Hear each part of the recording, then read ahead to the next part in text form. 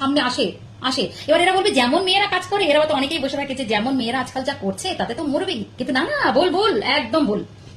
তারাই মরে যারা কিনা ভালো হয়, তারাই মরে সমাজে। খারাপ করবে কেন? খারাপরা তো উত্তেজিত করে নিজেদেরকে একদম শরীর প্রদর্শন করে একদম ব্যাকআপ দিয়ে চলে যাচ্ছে পয়সা ইনকাম করে, ছেলেদের সোনা মোনা পুতু বলে, তাই না? কটা শুনেছি যে এই এখানকার মেয়ে বাজে জায়গার মেয়ে, ওখানকার মেয়ে সেখানকার মেয়ে মরে, মরে না।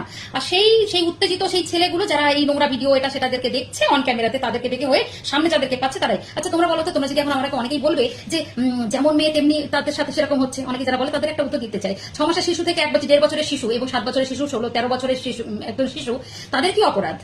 হ্যাঁ, এই যে কিছুদিন আগে দিল্লিতে একটা মেয়ে ইউপিএসসি পরীক্ষা দিতে গেছিল, সেখান থেকে হাওয়া পাওয়া গেছে উত্তরাখণ্ডে। তো মেয়েটা গেল কি করে? সে পড়ে গেছে। এই রাজা রঘুবংশীর কেসের মধ্যে দিয়ে ঘটনাটা ঘটে গেছে, কিন্তু সেই কেসটা কিন্তু সামনে আসেনি। তো আমার বলার বক্তব্য এটাই যে এতটা ভয় পাওয়ার কিছু নেই। ভয় যদি আবার মেয়েরা পাওয়া শুরু করে, তাহলে কিন্তু আর ওই কি বলে বংশধর বা এই বংশ এই যে চলে না এই জিনিসগুলো, যে এরপরে কিন্তু এই জেনারেশন অফ হয়ে যাবে।